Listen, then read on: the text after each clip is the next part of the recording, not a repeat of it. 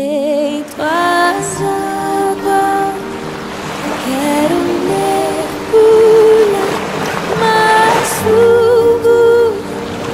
Quero contemplar tua presença. É o meu lugar, nada vai me separar do teu amor. Abra sua Bíblia comigo em Gênesis capítulo 21, do versículo 1 ao 7. Quem aqui tem sonhos? Levanta a mão aí. Levanta a mão. Quem aqui tem promessa de Deus para a sua vida? Levanta a mão. Não, eu acredito que todo mundo tem promessa de Deus. Eu esperava que todo mundo levantasse a mão. Então eu vou tentar novamente aqui, tá? Quem aqui tem promessa de Deus para a sua vida? Levanta a mão. Amém? Amém ou não amém? Porque eu tenho muitas promessas de Deus. Algumas já se cumpriram, outras vão se cumprir. Mas eu tenho convicção de que enquanto eu estiver nessa terra, eu não partirei daqui, porque eu vou fazer o que estiver ao meu alcance para não partir precocemente, não é? Para que eu viva todas as promessas de Deus. Amém? Gênesis capítulo 21, versículo 1 ao 7 diz assim: O Senhor foi bondoso com Sara, como lhe dissera, e fez por ela o que prometera. Sara engravidou e deu um filho a Abraão na sua velhice, na época exata que Deus lhe prometera. Abraão deu o nome de Isaque ao filho que Sara lhe dera. Quando Isaque, o seu filho, tinha 8 dias de vida, Abraão o circuncidou, conforme Deus lhe tinha prometido. Abraão tinha 100 anos de idade quando Isaque, o seu filho, nasceu. Sara disse: Deus me encheu de riso, e todos os que souberem disso rirão comigo. Ela acrescentou: Quem diria a Abraão que Sara amamentaria filhos? Contudo, eu lhe dei um filho na sua velhice. Amém? Lá na carta que o apóstolo Paulo escreveu à igreja de Éfeso, no capítulo 3, versículo 20, nós lemos o seguinte: Aquele que é capaz de fazer infinitamente mais do que tudo o que pedimos ou pensamos, segundo o seu poder que atua em nós. Amém?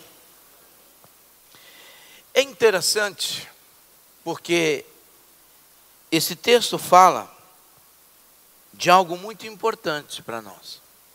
Que existe o poder e que o poder de Deus, ele atua na nossa vida. E o infinitamente mais que nós queremos, está baseado exatamente na intensidade e no quanto nós damos liberdade para que esse poder, que é o Espírito de Deus, atue na nossa vida. Como filhos de Deus, nós precisamos entender que nós recebemos em Jesus Cristo graça, mas não somente para suportar reveses, mas para viver as promessas. O Senhor Jesus disse que no mundo nós teríamos aflições, mas Ele não disse que nós viveríamos em aflição. Lá no livro de Eclesiastes, no capítulo 3, diz que há tempo determinado para todas as coisas. A gente vê isso. E quando a gente olha para o mundo de uma forma geral, a gente percebe que de tempo em tempo as coisas mudam. E o próprio autor diz que aquilo que foi um dia e está sendo, ou melhor, aquilo que estamos vivendo hoje, já foi um dia e voltará a ser. Ou seja, a vida é cíclica e as coisas que acontecem no mundo, elas são cíclicas. Por isso que a gente às vezes tem a ideia de estar vivendo uma espécie de déjà vu, né? Porque, puxa, mas eu já vivi isso, isso já aconteceu, isso já aconteceu. E quando nós procuramos na história, a gente vai encontrar cenas, né, de coisas que coincidentemente ou não, aconteceram no passado, estão acontecendo no presente. O Espírito Santo nos mostra que o tempo de choro e de dor é um tempo que vai passar. E a gente precisa olhar para as promessas. E nós vivemos debaixo de promessa. Sabemos que Deus, por exemplo, Ele chamou Abraão e fez promessas a Abraão. Firmou essa promessa com alianças. E a vida seguiu o curso de Abraão. E Abraão seguiu o curso da sua vida para cumprir aquilo que Deus havia falado e determinado para ele. Abraão aceitou tudo aquilo que Deus havia dito para ele pela fé e se sujeitou às condições impostas.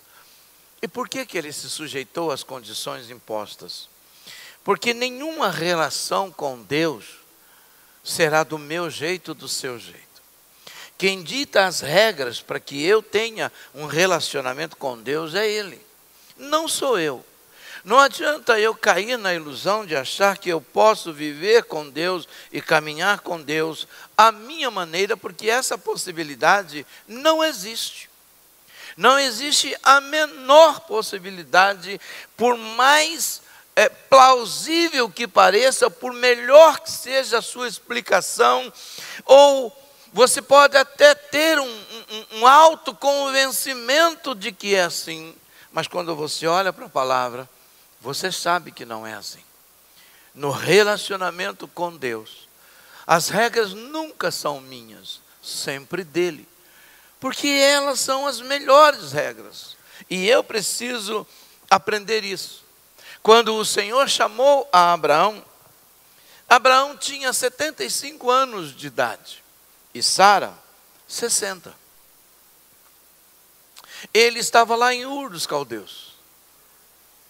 E o interessante é que, quando Deus chama Abraão, Ele diz: sai da tua terra, sai da tua parentela, e vai para uma terra que eu vou te mostrar. Mas qual é a terra? Eu ainda vou te mostrar. Mas quando eu paro para pensar num homem de 75 anos de idade, aí você fala, mas naquela época tudo era diferente. Sim, as pessoas viviam normalmente mais de 100 anos, não é? E tudo era diferente. A vida era mais difícil. Tudo era mais difícil. As facilidades que nós temos hoje, eles não tinham de jeito nenhum naquela época. Eles não tinham luz. Eles não tinham as facilidades que nós temos. Eles não tinham a tecnologia que nós temos. Eles não tinham. Eles moravam, no caso de Abraão e tantos outros, em tendas. E Deus tira Abraão aos 75 anos de idade com uma mulher de 60 anos e diz: vocês vão para uma terra que eu vou mostrar para vocês. Mas eu quero que você entenda o seguinte, que não é algo simples de se entender. Imagine uma voz chegar para você, por exemplo, à noite, te acordar e falar assim: eu quero que você venda a sua casa e que você largue tudo o que você tem e que você vá para um lugar que eu vou te mostrar.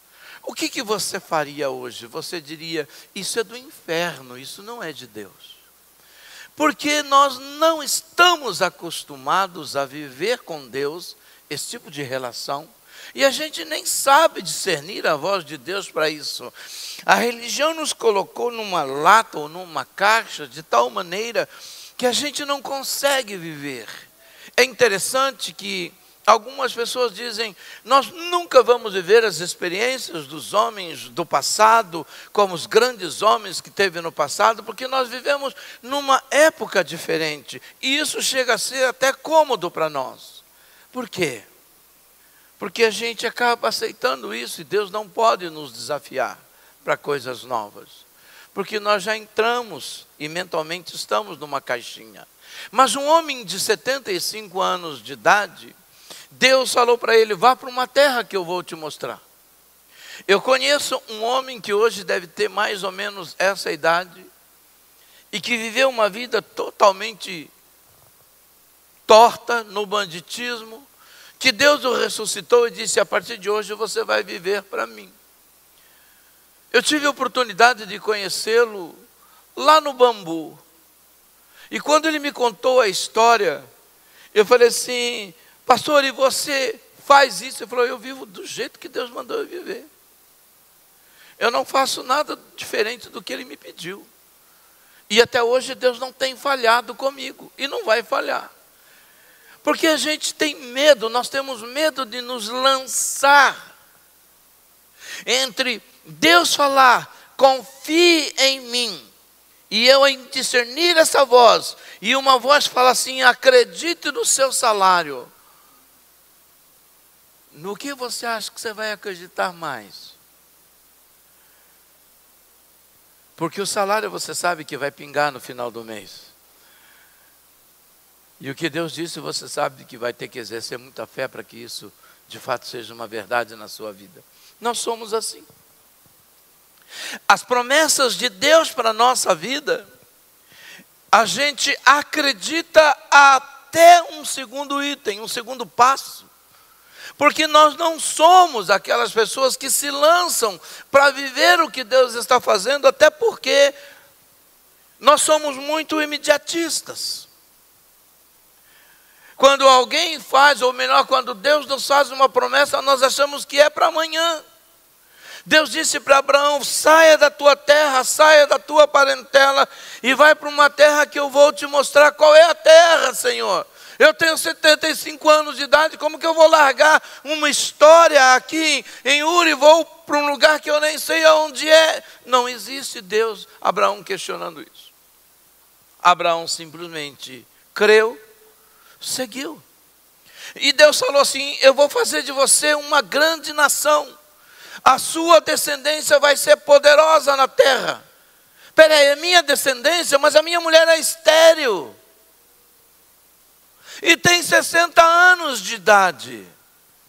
Mas Deus está dizendo, você vai ser poderoso, porque eu vou fazer com que a sua descendência seja grande, e você vai abençoar muitas famílias, reis, nações vão sair de você. E no caso de Sara, mas esse homem tinha 75 anos de idade, a sua mulher era estéril e tinha 60 anos de idade. Certamente, humanamente falando, ele deve ter pensado, eu vou andar e as coisas vão acontecer porque não tenho muito tempo. Sara tinha 65 anos de idade, melhor dizendo, né? Aí quando você olha esse texto que nós lemos, levaram 25 anos. Sara tinha 90 anos de idade. Os costumes das mulheres já tinham ido. Sara já tinha entrado na menopausa. Seu útero já tinha descansado. Os costumes, ela já não tinha mais o seu período fértil. Abraão sim, mas Sara não. E por que eu falo Abraão sim? Você vai saber, porque depois ele teve muitos outros filhos. Casou novamente, depois da morte de Sara. Mas Sara não. Mas Sara era a mulher da promessa. Era dela que ia surgir. Sara engravidou e as possibilidades, como eu falei, naturais de Sara tinham se esvaído. Durante todo o seu ciclo fértil, ela fora estéril. E depois que o seu ciclo fértil fora embora, ela se torna fértil e gera um filho a Abraão. É por isso que ela diz, Deus me deu motivo de riso. E todos que ouviram essa história vão rir comigo. Porque isso é o impossível se tornando possível. Isso é para alguém olhar, 90 anos. Hoje nós vemos mulheres engravidarem com 50 anos, com a ajuda de toda a tecnologia da ciência médica, e a gente fala, meu Deus, como é que essa pessoa vai ter vitalidade para correr com uma criança, subir, descer com uma criança, ir para o parque com uma criança, uma pessoa que tem 60 anos de idade? Eu não quero nem questionar isso. Eu também já fui pai velho. Muitas coisas que meus filhos poderiam ter não tiveram, porque eu já fui um pai que eu já fui quase avô e não pai, né? Ainda bem que Deus fez meus filhos me chamarem de pai, senão eles me chamam de vô.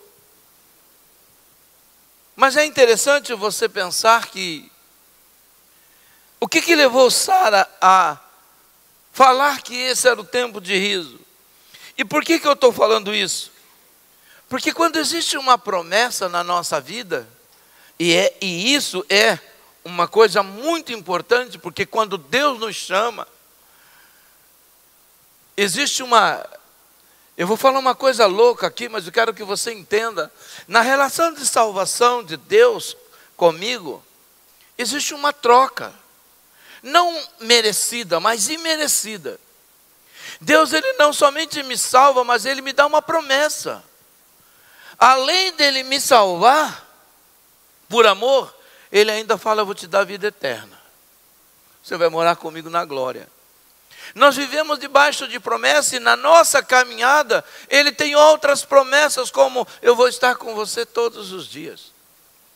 Não se preocupe com o que você vai comer, nem com o que você vai beber, porque eu vou dar para você. Busque tão somente o meu reino. Ou seja, transformando isso na fala de Abraão: anda na minha presença. Para Abraão ele diz: anda na minha presença e ser perfeito. Para nós Deus diz: busque-me em primeiro lugar, e todas as demais coisas, ou essas coisas, eu vou acrescentar sobre a sua vida. Eu não vou te deixar, eu não vou te abandonar. A nossa relação com Deus, ela precisa estar baseada exatamente no que Deus fala, e olhar para as promessas que Deus tem para cada um de nós. Certamente você tem uma promessa pessoal, individual ou coletiva. Eu tenho.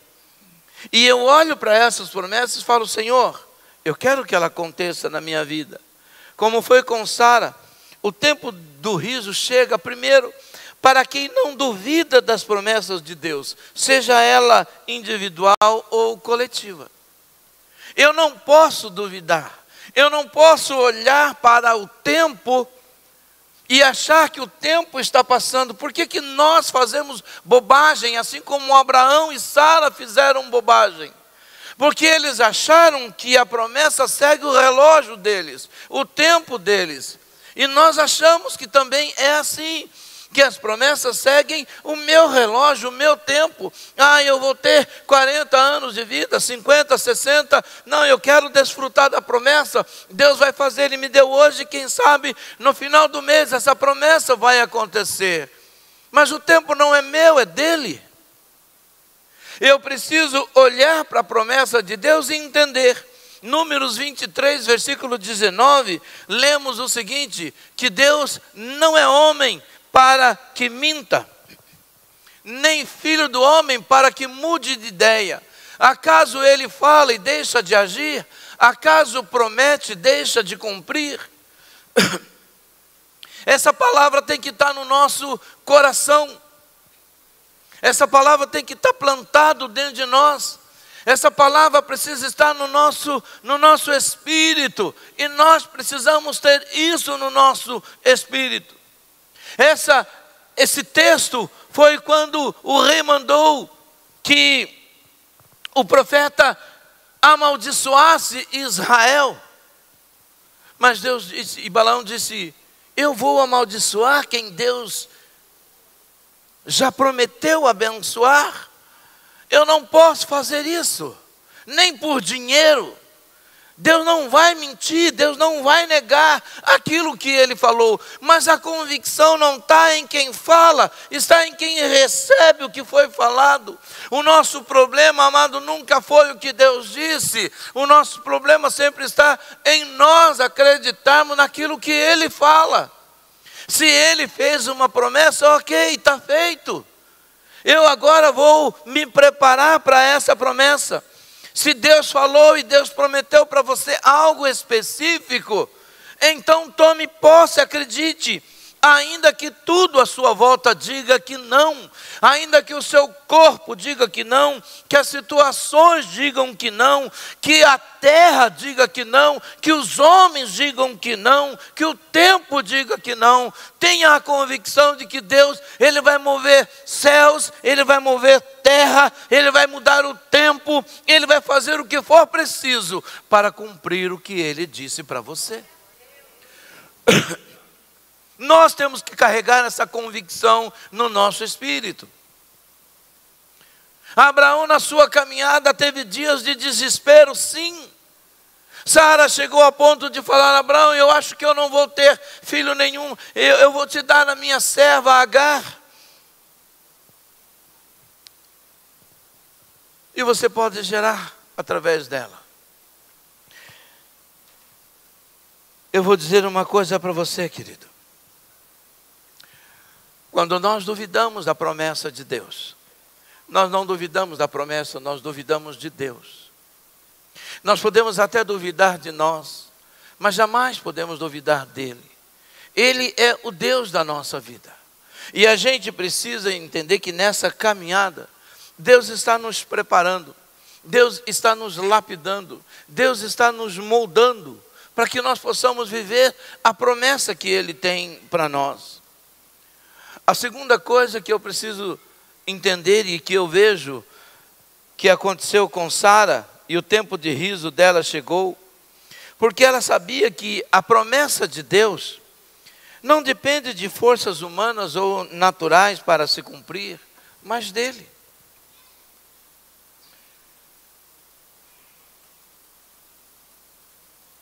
É interessante porque às vezes nós achamos que Deus precisa da nossa ajuda. Como eu falei agora, chegou um tempo na caminhada que Sara disse: Abraão, eu acho que essa promessa não vai se cumprir. Você deve ter escutado errado. Eu já estou velha. E eu não olho para o meu corpo, eu acho que eu não vou gerar mais filhos. Mas eu quero ser mãe, eu posso ser através das minhas servas. Então eu vou dar Agar para você, gera um filho com ela.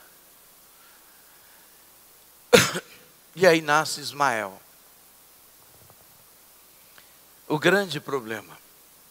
Sabe, às vezes no esperar das nossas promessas, a gente faz pactos errados. A gente quer dar uma ajuda para Deus. A gente, Deus vai demorar, então eu vou fazer assim, eu vou fazer assado. Acontece muito entre casais, que até tem promessa de Deus para gerar filhos.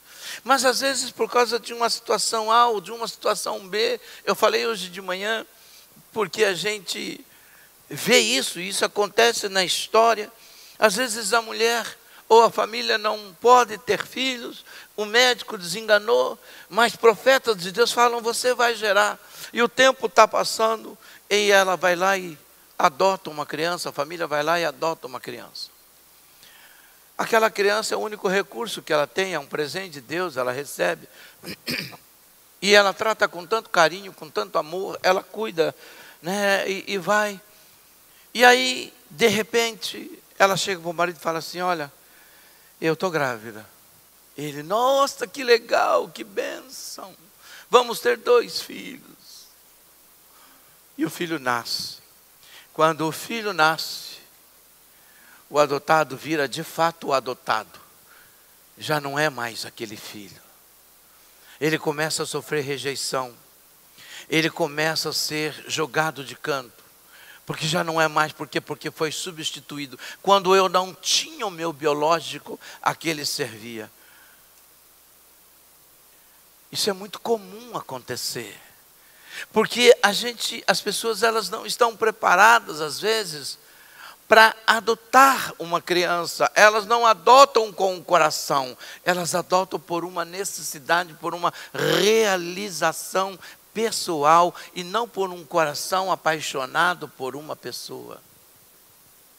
Não é um coração apaixonado por uma criança, é uma necessidade. Não, eu preciso, eu quero ser mãe e eu vou adotar. E quando adota, óbvio que existem muitos pais que adotam e que cuidam maravilhosamente bem, mas existem casos, e não são poucos, que pais até devolvem as crianças, vão em orfanato, e vocês vão ouvir essa história absurda que eu estou falando, de pais que depois que tiveram seus filhos biológicos, devolveram um filho adotado, porque não era o que eles queriam. Eles não pensaram na dor, nem na ferida, nem na mágoa, no que está sendo gerado na alma daquela criança. Aquela criança era um brinquedo para tentar amenizar a frustração que eles tinham. E quando Deus lhe permite um filho, eles mostram que o coração deles não estava naquela criança. Por que isso, pastor? Porque não acreditam na promessa de Deus, não sabem esperar, ou então adotam de qualquer maneira, sem direção. Não que seja pecado, muito pelo contrário. Conheço muitas pessoas que adotaram debaixo da direção de Deus, tiveram outros filhos, e os filhos são criados da mesma maneira, porque tiveram direção de Deus. Mas às vezes isso é feito por causa de uma carência, para tentar realizar uma paternidade, uma maternidade que não existe, ou que não é a hora. Sara fez isso. E olha o problemão que Sara arrumou.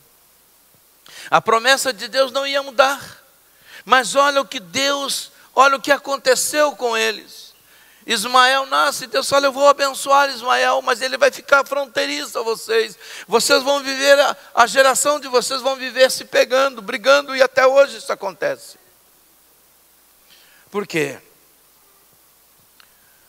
Porque Sara não soube esperar a hora de Deus.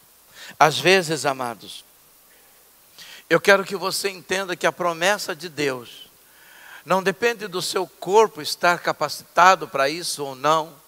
Não depende da sua alma, do seu espírito estar preparado para viver o que Deus tem para você. E isso já aconteceu com questões financeiras. Deus tem uma promessa para mim de que eu ia ter muito dinheiro, e quando a pessoa teve dinheiro, abandonou a fé. Porque se precipitou no momento e fez aquilo que não deveria ter feito. Sabe, nós precisamos entender que daquilo que Deus prometeu, até nós chegarmos a viver a promessa, existe um tempo de preparo. Deus está nos preparando para viver a promessa. Aquele que não se prepara para viver a promessa, está postergando a promessa, não está habilitado para viver a promessa, ou para desfrutar da promessa. Nós precisamos ser preparados para viver a promessa. 25 anos levou para Abraão entender que ele tinha uma promessa.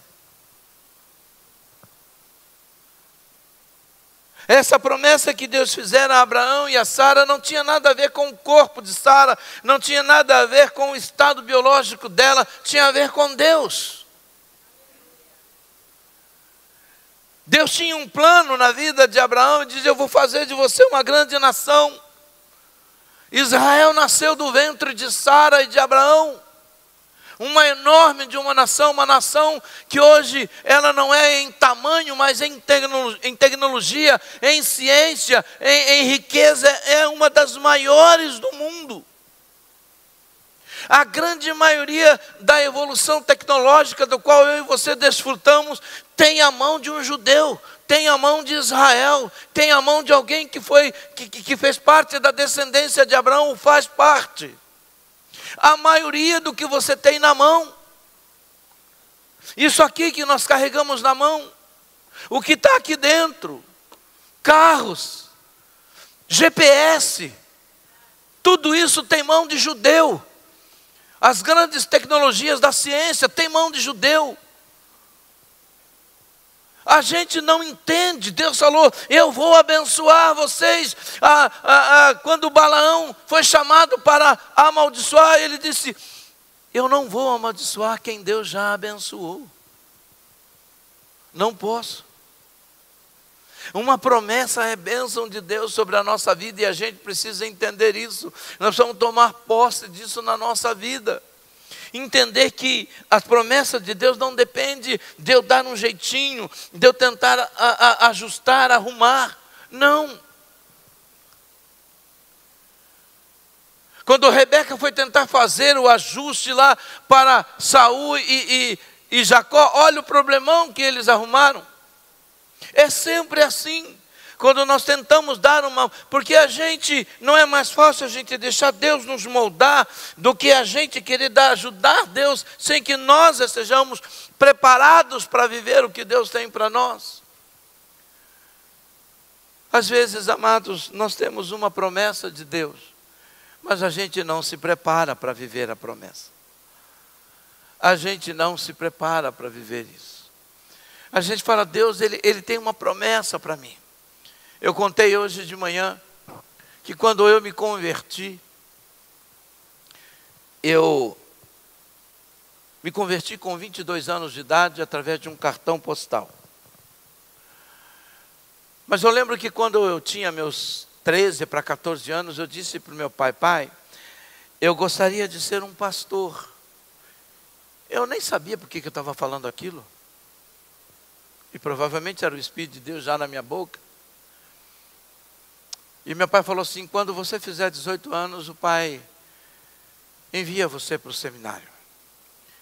Meu pai não era rico, não era, muito pelo contrário, família muito pobre, mas o meu pai tinha acesso à denominação dele, por ser alguém lá dentro da igreja, e ele tinha acesso.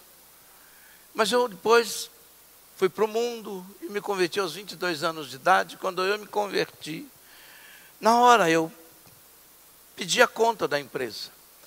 Eu lembro que o doutor Eduardo falou assim: você é o único almoxarife que eu tenho.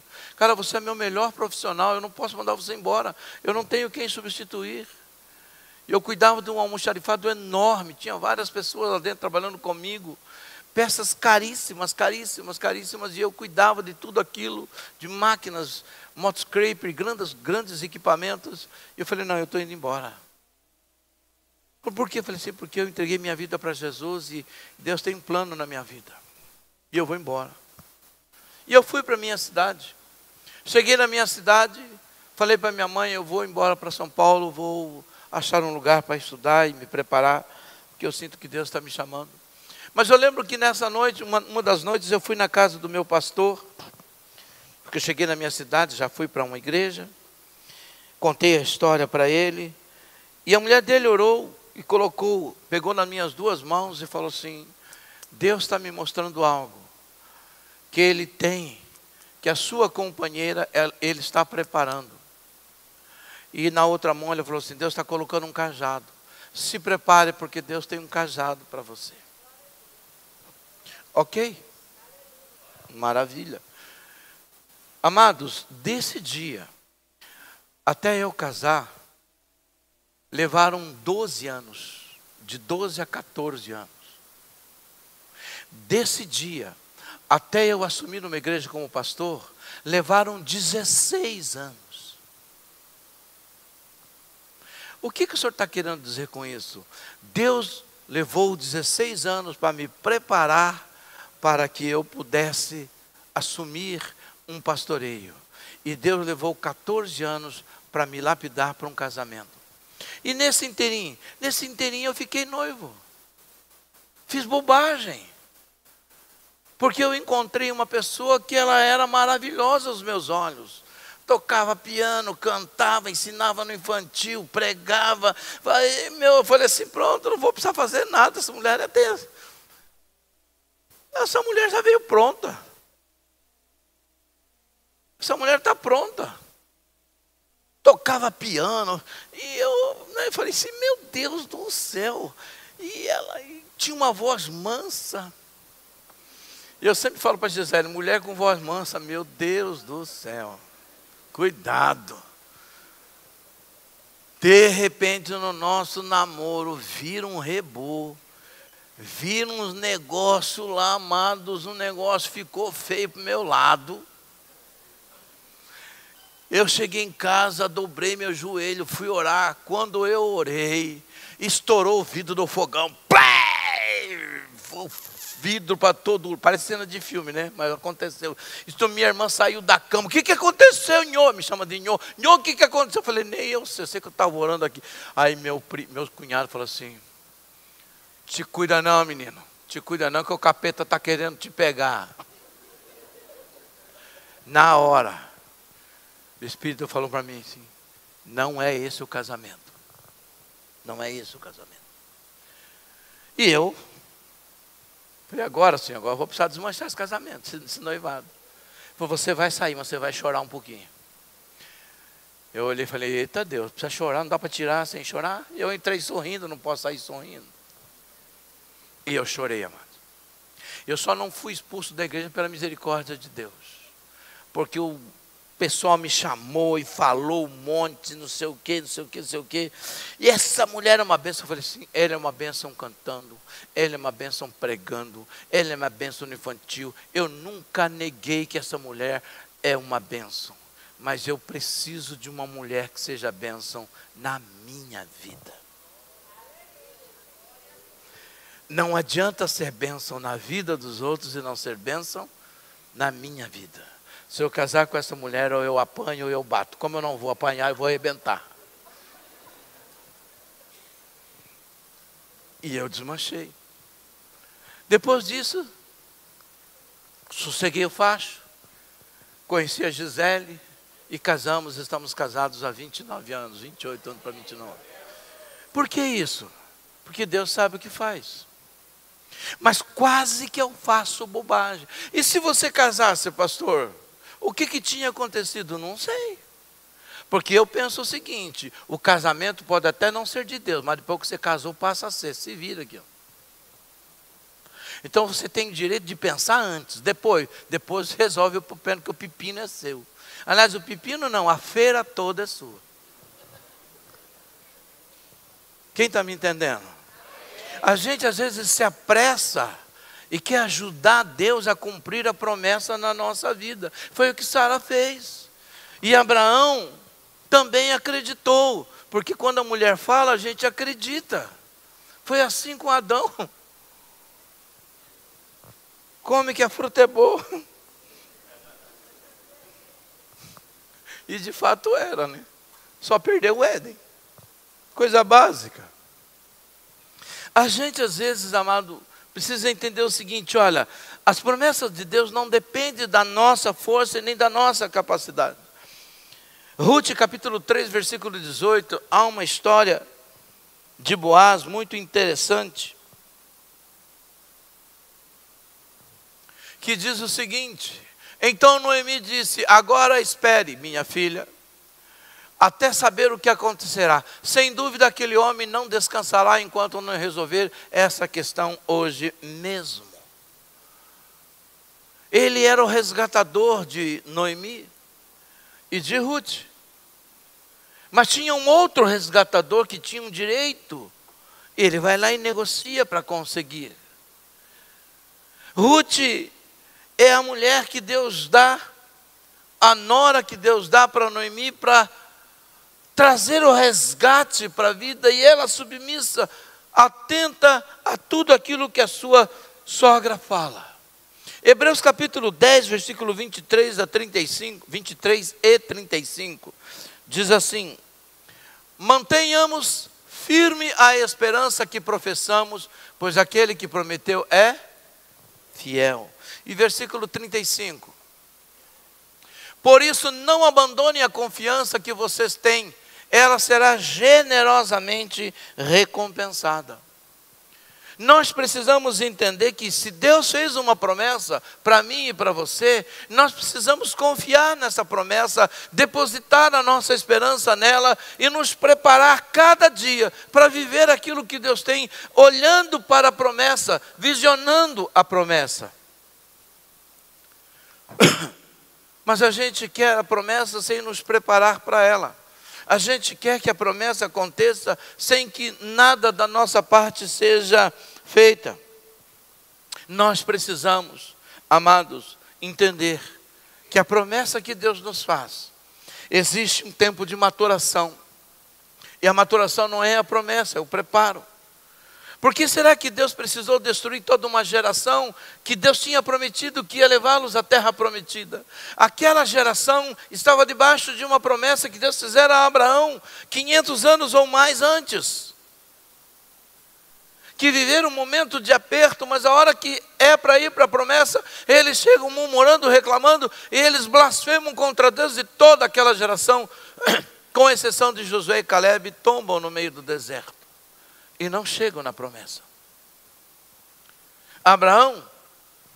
Moisés, porque se deixa levar, um dos homens mais calmos, ou o homem mais calmo da terra, da sua época, perde a cabeça, bate na pedra e por isso vê a promessa e não entra na terra prometida, mesmo perguntando para Deus.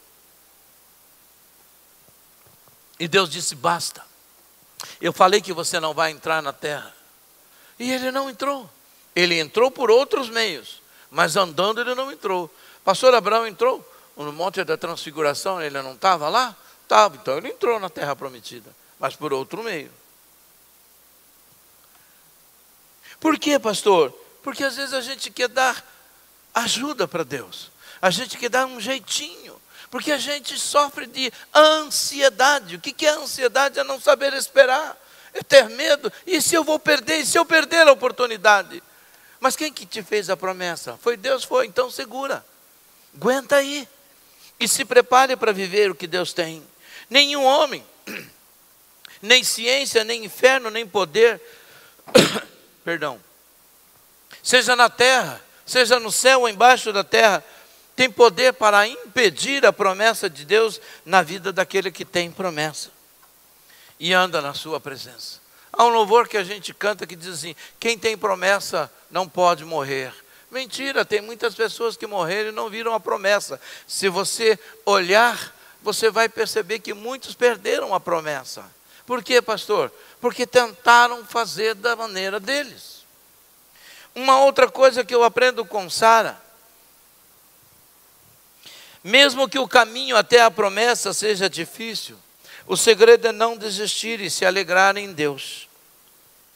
Amados, muitas pessoas desistem no meio do caminho da promessa. Muitas pessoas abandonam a promessa no meio do caminho, porque elas não suportam esperar, elas não suportam os reveses, elas não suportam o vento. Paulo, falando sobre Demas, diz: Demas, abandonando o presente século, me abandonou e foi para a Dalmácia. Abandonou a fé, abandonou o caminho, abandonou tudo. Não suportou. Muitas pessoas estão sucumbindo, ou estão fazendo pactos ou alianças erradas, estão fazendo coisas erradas, estão criando seus próprios bezerros, como Israel fez, enquanto Moisés estava lá no monte esperando a tábuas da lei, o direcionamento de Deus para o povo. Chegaram para Arão e falaram: nós não sabemos desse Moisés, nós queremos adorar, faça para nós aí um bezerro. E eles pegaram ouro, não é? E fizeram um bezerro, começaram a adorar e fizeram uma festa. E Deus então diz: olha, o seu povo se corrompeu. Porque nós temos um problema sério quando se trata de esperar. E falando esperar em santidade, esperar, sabe, amado, com resignação, esperar naquilo que Deus tem para cada um de nós, esperar da forma como Deus quer que nós esperemos. A gente não sabe fazer isso. A gente acha que a promessa que Deus faz para nós é quase que uma pizzaria. Eu peço, meia hora depois acontece. Mas a gente sabe que não é assim.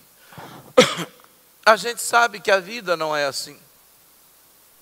Ninguém nasce com idade adulta. A gente precisa entender isso. E a promessa de Deus, amado, existe um caminho. Pode ser difícil, mas dá para chegar lá. O segredo é a gente não desistir, não parar e não fazer alianças erradas. Não fazer alianças que vão contra aquilo que Deus tem para nós. Se Deus prometeu, creia, ore, chore aos pés do Senhor.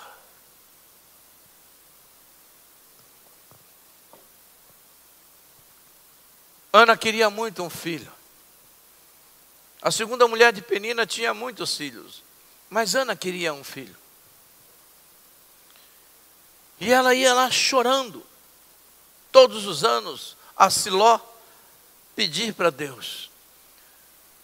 Ele ia confundir com uma mulher embriagada. E chega para ela e fala assim: para com esse teu vinho, mulher. Ela disse: eu não sou uma mulher de vinho, eu sou uma mulher angustiada no espírito. Eu estou buscando de Deus um filho, porque ela também era estéril. E então Deus usa a boca de Eli para falar: o Senhor compra na sua vida o que você está buscando. Porque ela falou assim: se Deus me der um filho, eu vou devolver para ele. Esse filho vai ser criado por ele, vai ser criado na presença dele. E quando nasce, ela dá o nome de Samuel. E depois que a criança desmama, ela pega a criança e vai lá e entrega para Eli. Esse filho aqui foi o filho pelo qual eu orei, eu jejuei, eu chorei, eu gemi diante do Senhor. O Senhor me deu a graça de ser mãe e agora eu tenho esse filho. Mas eu disse a Deus que eu ia devolver para ele. Esse filho é dele, Samuel é dele. E ela nunca mais pôde ter o seu filho de volta. Ela entregou para o Senhor a primícia, mas ela teve outros filhos e filhas. A esterilidade dela foi embora. Sabe por quê, amados? Porque as promessas, muitas promessas de Deus na nossa vida não se cumprem, porque a gente está pensando somente em nós e nunca nele. Às vezes Deus está pedindo algo para nós, às vezes aquilo que nós queremos tanto, Deus está falando assim: olha, você quer para você? É só para você ou é para mim? Às vezes muitas promessas na nossa vida não acontecem, porque é uma declaração do nosso egoísmo. Mas um dia, ela disse: eu só quero ser mãe. Eu só quero gerar um filho. Ele pode até não ficar comigo, mas só o fato de eu poder gerar e poder entregar para o Senhor esse filho, eu já estou feliz. Há tantas coisas que Deus nos pede que a gente não dá. Mas tudo que Deus nos oferece, ou Deus promete, a gente quer que Ele nos dê. Mas há muitas coisas que Deus nos pede e a gente não entrega para Ele, porque a gente não aprendeu a confiar nele. Hebreus capítulo 10, versículo 36, lemos o seguinte: portanto, vocês precisam perseverar de modo que, depois de terem cumprido a vontade de Deus, recebam o que Ele prometeu. A promessa de Deus vem sempre com uma vontade. Sabe, o filho que Abraão gerou, ou que Sara gerou, não era a vontade de Sara somente, mas Sara ligou com a vontade de Deus. Deus disse: eu vou fazer de você uma grande nação. Eu vou fazer de você, Abraão, uma grande nação. Eu vou fazer uma promessa para você que filhos vão nascer de você. Mas o filho da promessa tinha que vir da mulher que era estéril. O filho da promessa tinha que vir de uma mulher que não podia ter filhos. O filho da promessa tinha que sair de um ventre que estava seco, que não tinha possibilidade de gerar. Era dali que tinha que vir. Abraão creu. Se Deus está fazendo o que vai fazer, ele deve ter olhado para Sara. Sara é estéril, mas Deus está falando o que vai fazer, Ele vai fazer. A gente precisa ouvir a voz de Deus e entender, discernir essa voz. Se Deus está falando o que Ele vai fazer, então eu preciso crer. O que Ele está querendo? E Ele diz a Abraão: tão somente anda na minha presença. Nós queremos a promessa de Deus, mas não queremos andar na presença dEle. Nós queremos a promessa de Deus, mas não queremos entender a vontade dEle. Hebreus diz: depois que você fizer a vontade de Deus, Ele vai entregar para você o que Ele te prometeu. Existe uma vontade de Deus sobre a minha vida e sobre a sua vida. Quando eu faço aquilo que é vontade dEle, então Ele entrega para mim aquilo que Ele prometeu. Pastor, isso é uma troca? Imerecido? Sim, mas é uma troca. Por que imerecido? Porque você não está recebendo isso porque você merece. Você está recebendo isso porque Deus é bom.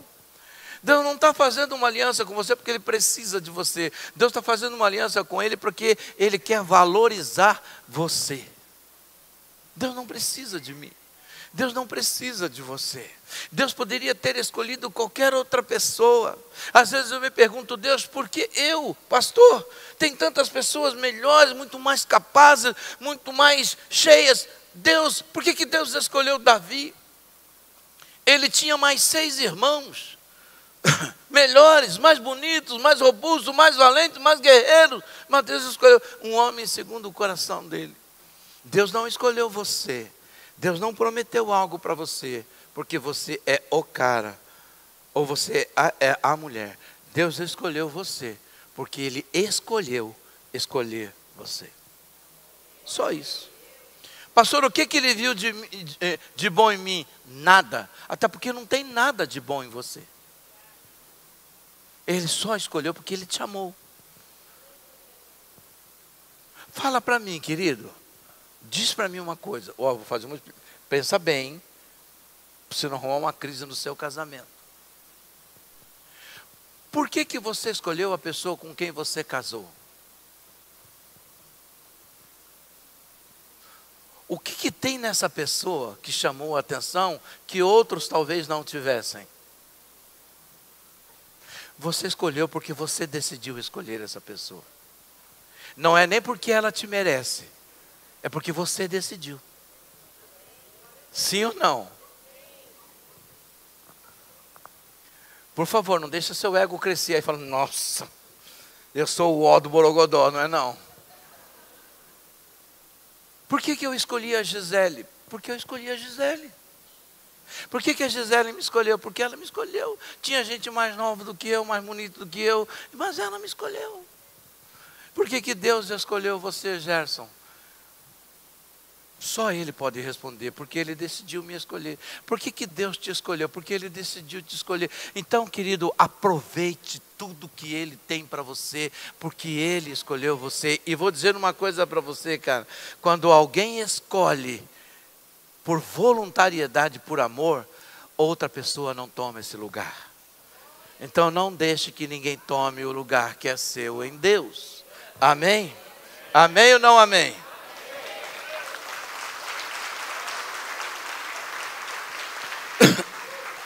Salmo 37, versículo 4 ao 6, para nós irmos para o finalmente, diz assim. Depois do finalmente tem mais 30 minutos. Deleite-se no Senhor e Ele atenderá aos desejos do seu coração. Entregue o seu caminho ao Senhor, confie nele e Ele agirá. Ele fará a sua justiça brilhar como a alvorada e a sua causa como o sol do meio-dia. Alegre-se no Senhor. A gente precisa aprender a se alegrar em Deus, a ter gratidão a Ele. Abraão, aonde ele passava, ele levantava um altar ao Senhor. Sabe, esse altar significa, Senhor, eu estou contigo, eu estou cumprindo a promessa, estou me alegrando em Ti. Ele ia para um outro lugar, antes de qualquer coisa, ele ia lá e erguia um altar e sacrificava ao Senhor. Ele se alegrava em Deus. Ele ia para um outro lugar, ele erguia um altar para o Senhor. Isso significa o seguinte: olha, Senhor, eu estou contigo, eu assumi e eu quero viver essa vida com o Senhor. Cara, no seu trabalho, na sua faculdade, na rede de amigos, aonde você estiver, você precisa deixar claro a quem você serve, a quem você adora, a quem você ama. Você precisa entender que existe uma vontade de Deus para você. E Ele quer que você faça isso. Quando você cumprir essa vontade, a abundância de Deus vai estar na sua vida. Mas cumprir a vontade de Deus não é fazer o que eu quero.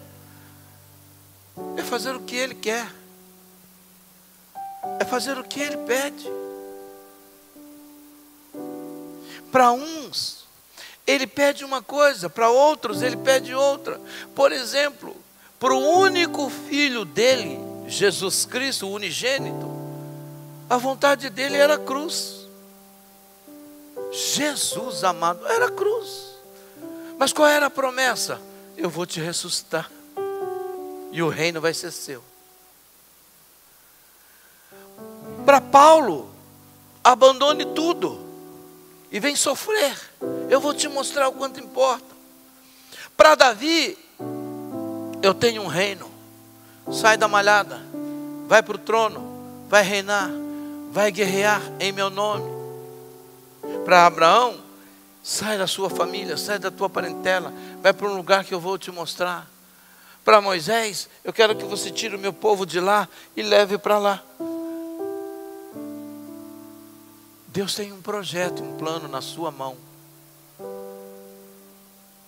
Você precisa entender o que é isso. Sabe, amados, eu vou dizer uma coisa para você para encerrar mesmo. Preste atenção no que eu vou te falar. Deus tem mais do que uma cadeira para você sentar todo domingo e assistir um culto. Deus tem muito mais do que isso. Do que um lugar cativo dentro de 4 paredes para você assistir um culto.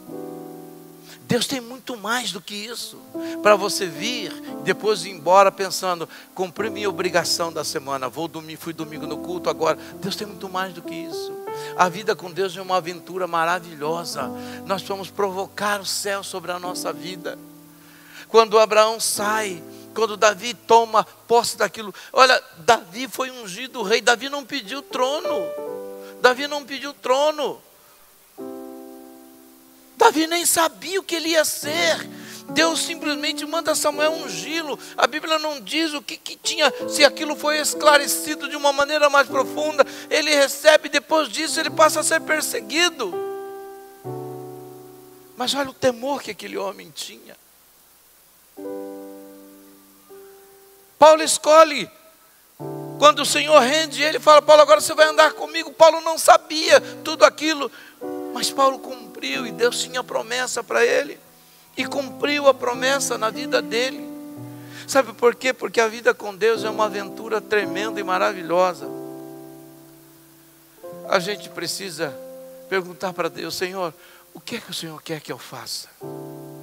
O que é que o Senhor quer que eu faça no teu reino, na tua igreja, lá no meu trabalho, lá na minha faculdade, na roda de amigos? O que o Senhor quer que eu faça para glorificar o teu nome?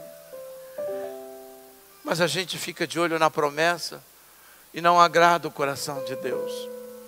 Não tem gratidão no nosso coração por Deus.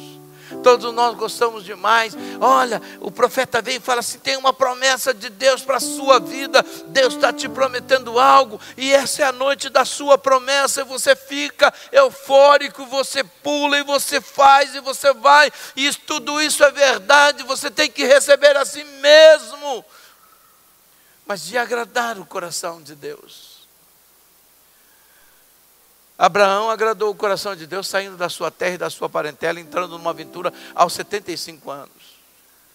Noé agradou o coração de Deus, construindo uma arca quando tinha 400 anos de idade. Ele e a sua família. Eu não sei. Eu sei que Deus tem promessa para você, mas eu não sei o que Ele está pedindo para você. Mas Ele disse para Abraão uma coisa que serve para mim e para você: anda na minha presença e ser perfeito. A gente precisa andar na presença de Deus, porque a promessa não está na força do meu braço, nem no pacote dos diplomas que eu tenho, está no quanto eu ando na presença de Deus. Óbvio que Deus pode falar para mim assim: vai e estude, vai e faça isso, mas tudo na presença dEle. Coloque-se de pé.